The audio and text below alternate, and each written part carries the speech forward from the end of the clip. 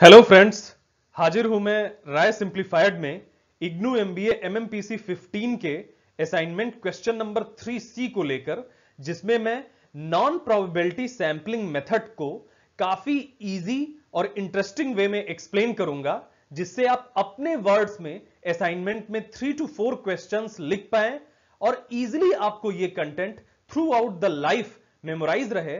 और अगर इस तरह का टॉपिक एग्जाम्स में भी आता है तो आप easily non probability sampling methods पे कुछ लिख पाए। दोस्तों, सबसे पहले मैं नॉन प्रोबेबिलिटी सैंपलिंग मेथड्स को स्टार्ट करने के पहले सैंपलिंग को एक्सप्लेन करूंगा, जिससे कि आपको यह क्लियर हो कि सैंपलिंग क्या होती है।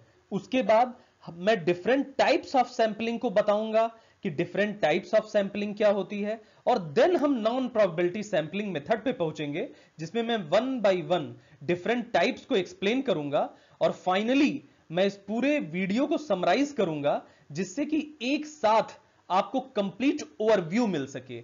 इस समरी में मैं नॉन प्रोबेबिलिटी सैंपलिंग मेथड्स के साथ एक जो दूसरा पार्ट है प्रोबेबिलिटी सैंपलिंग मेथड्स, उसका भी आपको एक हल्का सा ओवरव्यू दूंगा और उसके जो डिफरेंट टाइप्स हैं उनको भी एक्सप्लेन करूंगा। दोस्तों, अगर हम सैंपलिंग की बात करें तो सैंपलिंग एक ऐसी चीज है जिसे हर एक पर्सन अपनी लाइफ में कभी ना कभी जरूर करता है। बस यह हो सकता है कि वो इस टर्मिनोलॉजी से फेमिलियर ना हो। अगर हम डेफिनेशन की बात करें तो taking a small proportion of a population which represent entire population is called sampling. अगर कोई पॉपुलेशन है तो उसका एक छोटा सा टुकड़ा, ऐसा टुकड़ा लेना जो कि कंप्लीट पॉपुलेशन को रिप्रेजेंट करे, तो इस प्रोसेस को सैंपलिंग कहते हैं। सैंपलिंग से क्या होता है? It reduces time, effort, cost and hence better than census. Sampling कर देने से, सैंपलिंग हम क्यों करते हैं? सपोज कोई हमको टेस्टिंग करनी है या कुछ भी करना है, तो हम एक छोटा सा उस पॉपुलेशन का प्रोपोर्शन ले लेते हैं। इसको लेने से हमारा टाइम बच जाता है, क्योंकि हम कंप्लीट पॉपुलेशन को टेस्ट करेंगे तो काफी टाइम लगेगा। तो जो सबसे बड़ा बेनिफिट है सैंपलिंग का, उससे हमें टाइम बच जाता है। दूसरा है कम एफर्ट में हम क्विक रिजल्ट्स पा लेते हैं, और ये टाइम और एफर्ट बचने से हमारी कॉस्ट भी काफी रिड्यूस हो जाती है। इसीलिए जो सैंपलिंग है वो सेंसस मेथड से बेटर होता है। एक्चुअली मेथड दो होते हैं, एक सैंपलिंग, दूसरा सेंसस। सैंपलिंग में एक स्मॉल प्रोपोर्शन को लिया जाता है पॉपुलेशन के टेस्ट करने के लिए, और सेंसस में कंप्लीट पॉपुलेशन को ले लिया जाए अगर टेस्ट करने के लिए, तो उसे हम क्या बोलेंगे? सेंसस। अगर एग्जाम्पल की बात करें तो हम सबने ये एग्जाम्पल कभी ना कभी अपनी लाइफ में जरूर ट्राई किया होगा। अगर हम किसी स्वीट की शॉप पे, किसी मिठाई की शॉप पे जाते हैं, तो हम मिठाई लेने के पहले, सपोज हम अगर जलेबी ले रहे हैं, तो उसको लेने के पहले थोड़ी सी जलेबी कभी कभी हम जरूर टेस्ट करते हैं कि वो क्रंची है या नहीं, वो गर्म है या नहीं। सिर्फ यही जो प्रोसेस है, इसी प्रोसेस को हम सैंपलिंग के नाम से जानते हैं। दोस्तों, अगर हम डिफरेंट टाइप्स ऑफ सैंपलिंग की बात करें तो ब्रॉडली सैंपलिंग को दो कैटेगरी में कैटेगराइज किया जा सकता है। पहला है प्रोबेबिलिटी सैंपलिंग और दूसरा है non probability sampling. Probability sampling क्या होती है? कोई ऐसी सैंपलिंग जिसमें पॉपुलेशन के सारे एलिमेंट्स के आने की प्रोबेबिलिटी इक्वल हो, तो उसको हम बोलते हैं प्रोबेबिलिटी सैंपलिंग। और ऐसा सैंपलिंग मेथड जिसमें पॉपुलेशन के जो डिफरेंट एलिमेंट्स हैं उनके सेलेक्ट होने की प्रोबेबिलिटी इक्वल ना हो, वो किसी बायस पे बेस्ड हो, तो उसे हम नॉन प्रोबेबिलिटी सैंपलिंग कहते हैं। ये इजीली समझ में आएगा। मैं फर्दर स्लाइड्स में one by one with pictures and examples आपको एक्सप्लेन करूंगा। तो जो हमारा इस क्वेश्चन पे फोकस है नॉन प्रोबेबिलिटी सैंपलिंग का, वो मेनली फोर सब कैटेगरीज में डिवाइड की गई हैं। पहला है कन्वीनियंस सैंपलिंग, दूसरा है जजमेंट सैंपलिंग, तीसरा है स्नोबॉल सैंपलिंग और चौथा है quota sampling. One by one मैं इसको एक्सप्लेन करूंगा, और लास्ट वाली जो मेरी समरी वाली स्लाइड होगी, मैं प्रोबेबिलिटी सैंपलिंग का भी एक आपको हल्का सा ओवरव्यू दूंगा, ताकि आपको क्लियर हो जाए कि सिंपल रैंडम सैंपलिंग क्या होती है, स्ट्रेटिफाइड सैंपलिंग क्या होती है, सिस्टमेटिक सैंपलिंग क्या होती है और क्लस्टर सैंपलिंग क्या होती है। दोस्तों, अगर हम कन्वीनियंस सैंपलिंग की बात करें तो नाम से ही क्लियर है, ऐसी कोई सैंपलिंग जो रिसर्चर के कन्वीनियंस पे बेस्ड हो, जो रिसर्चर के कन्वीनियंस के हिसाब से हो, उसे हम क्या बोलेंगे? कन्वीनियंस सैंपलिंग बोलेंगे। एक हम छोटा सा एग्जांपल लें कि अगर किसी रिसर्चर से जो कि यूपी से बिलोंग करता है, उससे कोई डेटा कलेक्ट करने के लिए कहा जाए और वो रिसर्चर यूपी से ही डेटा कलेक्ट करे, तो ये काफी अच्छा एग्जांपल है कन्वीनियंस सैंपलिंग का, क्योंकि यूपी में लोग उसके फेमिलियर हैं, यूपी की लैंग्वेज उसके फेमिलियर है, यूपी में उसे अप एंड डाउन करना काफी इजी है।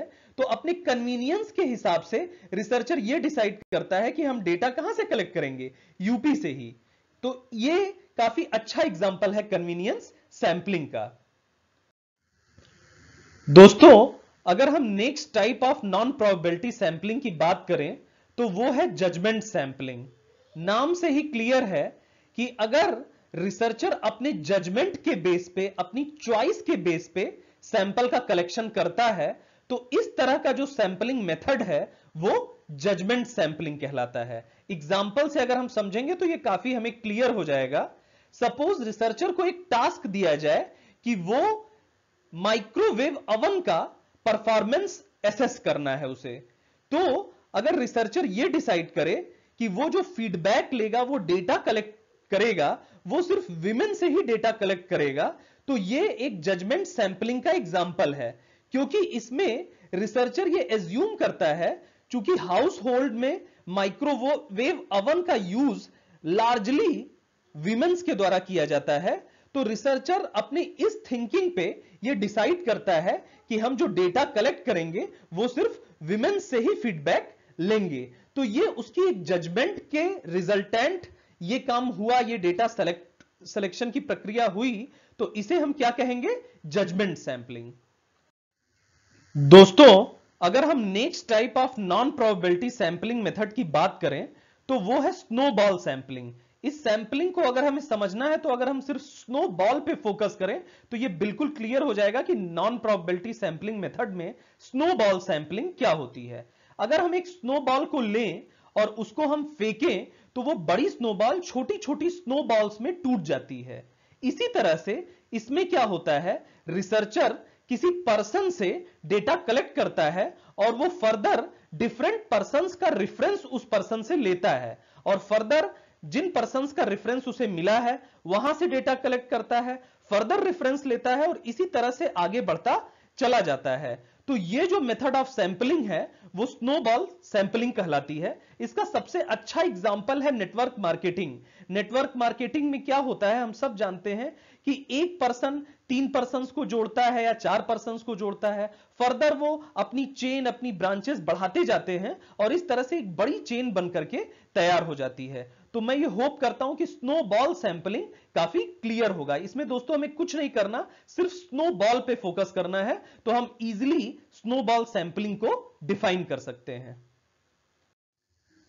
दोस्तों, अगर हम next type of non probability sampling method की बात करें तो वो है कोटा सैंपलिंग। कोटा सैंपलिंग में क्या होता है, जो रिसर्चर होता है वो सबसे पहले पूरी जो पॉपुलेशन होती है उसको छोटे छोटे ग्रुप्स में डिवाइड कर लेता है और देन वो उस ग्रुप्स में डिफरेंट एलिमेंट्स का, डिफरेंट सैंपल्स का अपनी चॉइस के हिसाब से सिलेक्शन करता है। इसीलिए इसे कोटा सैंपलिंग कहते हैं। अगर हम कोटा सैंपलिंग की बात करें तो ये प्रोबेबिलिटी सैंपलिंग का एक मेथड है दोस्तों, स्ट्रेटिफाइड सैंपलिंग, उससे काफी मिलती जुलती है, बट इसमें एक छोटा सा डिफरेंस होता है। स्ट्रेटिफाइड सैंपलिंग में जो ग्रुप्स से डेटा कलेक्ट किया जाता है वो कंप्लीटली रैंडम होता है, लेकिन कोटा सैंपलिंग में जो डेटा का सिलेक्शन किया जाता है वो रिसर्चर के चॉइस पे बेस्ड होता है, रिसर्चर के सिलेक्शन पे बेस्ड होता है। तो कोटा सैंपलिंग और स्ट्रेटिफाइड सैंपलिंग में कभी कंफ्यूज मत होइएगा, मैं फिर से आपको बता दे रहा हूं। स्ट्रेटिफाइड सैंपलिंग जो है वो एग्जांपल है प्रोबेबिलिटी सैंपलिंग का। इसमें भी सेम काम किया जाता है, जो कंप्लीट पॉपुलेशन है छोटे छोटे ग्रुप्स में डिवाइड कर दिया जाता है, लेकिन यहां पे जो सैंपल का सिलेक्शन है वो कंप्लीटली रैंडम होता है। किसमें? स्ट्रेटिफाइड सैंपलिंग में। लेकिन कोटा सैंपलिंग में जो सैंपल का सिलेक्शन है वो रैंडम ना होकर के रिसर्चर के चॉइस पे बेस होता है। तो मुझे अब ये होप करता हूं कि आपको कोटा सैंपलिंग समझ में आया होगा। दोस्तों अब मैं डिफरेंट जो सैंपलिंग मेथड्स हैं उनको समराइज करूंगा ताकि एक साथ आपको एक 360 डिग्री व्यू, एक कंप्लीट व्यू मिल सके और आपकी क्लियर अंडरस्टैंडिंग हो different methods of data sampling में। सबसे पहले हमने जाना कि सैंपल क्या होता है। तो सैंपल एक छोटा सा रिप्रेजेंटेटिव होता है इंटायर पॉपुलेशन का। उसके बाद हमने जाना सैंपलिंग क्या होता है। जो सैंपल को कलेक्शन करने की एक्टिविटी होती है वो क्या कहलाती है, सैंपलिंग। इसमें हमने जाना सैंपलिंग दो तरह की होती है, पहला है प्रोबेबिलिटी सैंपलिंग और दूसरा है non probability sampling. Probability sampling क्या होती है, सैंपलिंग की वो टेक्निक जिसमें पॉपुलेशन में जितने भी एलिमेंट्स हैं उनके आने की प्रोबेबिलिटी, उनके सेलेक्ट होने की प्रोबेबिलिटी अगर इक्वल हो तो उसे क्या कहेंगे, प्रोबेबिलिटी सैंपलिंग कहेंगे। लेकिन अगर पॉपुलेशन के डिफरेंट एलिमेंट्स के सेलेक्ट होने की प्रोबेबिलिटी इक्वल ना हो तो इसे नॉन प्रोबेबिलिटी सैंपलिंग कहेंगे। इसमें हमने different type non probability sampling में वन बाय वन काफी डिटेल में डिस्कस किया कि कन्वीनियंस सैंपलिंग क्या होती है, जजमेंट सैंपलिंग, स्नोबॉल सैंपलिंग और कोटा सैंपलिंग। मैं थोड़ा सा आपको प्रोबेबिलिटी सैंपलिंग का भी एक हल्का सा एक्सपोजर दूंगा ताकि आपको कंप्लीटली समझ में आए कि ये किस तरह से डिफरेंट है नॉन प्रोबेबिलिटी सैंपलिंग से।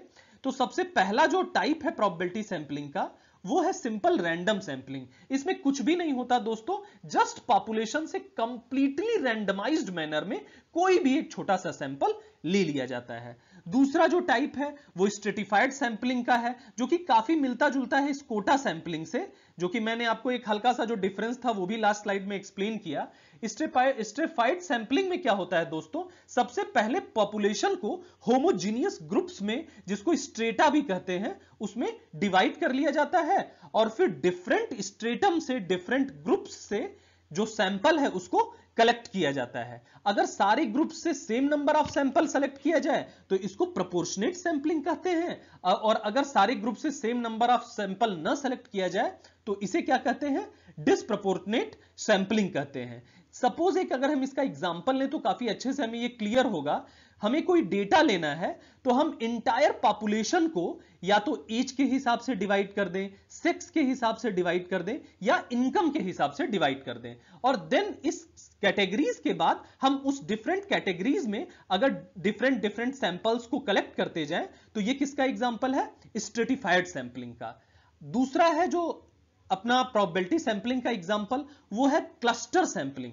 दोस्तों बहुत ही ध्यान दीजिएगा इस पे, क्योंकि काफी लोग क्लस्टर सैंपलिंग को स्ट्रेटिफाइड सैंपलिंग से कंफ्यूज करते हैं। छोटा सा पॉइंट है जो कि हमें क्लियर करना काफी जरूरी है। क्लस्टर सैंपलिंग में भी सिमिलर प्रोसेस होता है फर्स्ट स्टेप में। इसमें भी पॉपुलेशन को डिफरेंट ग्रुप्स में डिवाइड किया जाता है, लेकिन ये ग्रुप्स जो होते हैं हेट्रोजीनियस होते हैं। यहां पे ग्रुप्स कैसे थे, होमोजीनियस, यानी कि ग्रुप में कोई एक एज के लोगों को ले लिया गया, किसी एक सेक्स के लोगों को ले लिया गया, किसी एक इनकम ग्रुप के लोगों को ले लिया गया। लेकिन क्लस्टर सैंपलिंग में जो ग्रुप्स बनाते हैं वो कैसे बनाते हैं, हेट्रोजीनियस ग्रुप्स बनाते हैं। और सेकेंड स्टेप में भी एक छोटा सा डिफरेंस है। स्ट्रेटिफाइड सैंपलिंग में जो ग्रुप्स बने थे उसमें से डिफरेंट सैंपल्स को ले लिया गया था, लेकिन क्लस्टर सैंपलिंग में क्या है, जो हमारे डिफरेंट क्लस्टर्स बने हैं उसी में से कोई पूरा का पूरा क्लस्टर ही ले लिया जाता है। तो इस तरह की जो सैंपलिंग होती है उसको क्लस्टर सैंपलिंग कहते हैं। मैं ये होप करता हूं कि क्लियर हुआ होगा आपको क्लस्टर और स्ट्रेटिफाइड सैंपलिंग में जो डिफरेंस है। पहला है यहां पे स्ट्रेटिफाइड सैंपलिंग में ग्रुप कैसा होता है, होमोजीनियस, और क्लस्टर सैंपलिंग में ग्रुप कैसा होता है, हेट्रोजीनियस। दूसरा क्या डिफरेंस था, स्ट्रेटिफाइड सैंपलिंग में जो ग्रुप्स होते हैं उसमें डिफरेंट सैंपल्स को लेते हैं हर एक ग्रुप से, लेकिन क्लस्टर सैंपलिंग में ऐसा नहीं करते। क्लस्टर सैंपलिंग में पूरा का पूरा क्लस्टर, पूरा का पूरा ग्रुप ही एज अ सैंपल ले लेते हैं। फिर से इसके एग्जांपल की बात करें तो काफी आपको क्लियर होगा। सपोज एक कोई कंपनी है जो कि बैच प्रोडक्शन करती है डिफरेंट प्रोडक्ट्स का, ए, बी और सी का, और उसने 100 बैचेस बनाए हैं। तो सारे बैचेस में ए, बी और सी सारे प्रोडक्ट होंगे। तो अगर कोई एक batch as a population select कर लिया जाए जिसमें ए, बी, सी सारे प्रोडक्ट हो, तो ये किसका एग्जांपल होगा, क्लस्टर सैंपलिंग में का, क्योंकि इसमें हमने डिफरेंट बैचेस में से सैंपल ना कलेक्ट करके पूरा का पूरा एक बैच सेलेक्ट कर लिया है जो कि हेट्रोजीनियस है और ए, बी और सी तीनों उस बैच में हैं। तो अब आपको ये क्लस्टर सैंपलिंग काफी क्लियर होगा। लास्ट है और सबसे सिंपल है सिस्टमेटिक सैंपलिंग। इसमें दोस्तों कुछ नहीं करते, 2 स्टेप होता है। पहले स्टेप में डेटा को सिस्टमाइज करते हैं, यानी कि उसको अरेंज करते हैं या तो असेंडिंग ऑर्डर में या डिसेंडिंग ऑर्डर में, एंड देन जो सैंपल कलेक्ट करते हैं वो एक सिस्टम के थ्रू कलेक्ट करते हैं, इसीलिए इसका सिस्टमेटिक सैंपलिंग नाम है। सपोज एक सिस्टम हमने सेलेक्ट कर लिया इंटरवल का, कि हम जो डेटा सिस्टमाइज किए हैं वो 5 के इंटरवल पे लेंगे, पहले फर्स्ट डेटा लेंगे, फिर 5th लेंगे, फिर 10th लेंगे, फिर 15th लेंगे एंड सो ऑन। तो इसे क्या बोलेंगे? Systemised sampling. तो अब मैं होप करता हूं कि आपको काफी क्लियर होगा और 360 डिग्री व्यू सारे टॉपिक्स का मिला होगा और आप easily through out the life इस कंटेंट को रिमेंबर करेंगे। दोस्तों मैं यही रिक्वेस्ट करूंगा, जरूर इस चैनल को सब्सक्राइब करें ताकि मैं सारे टॉपिक्स की क्लियर कट व्यू आपको रिप्रेजेंट करूं और मैं मोटिवेटेड रहूं। Thank you.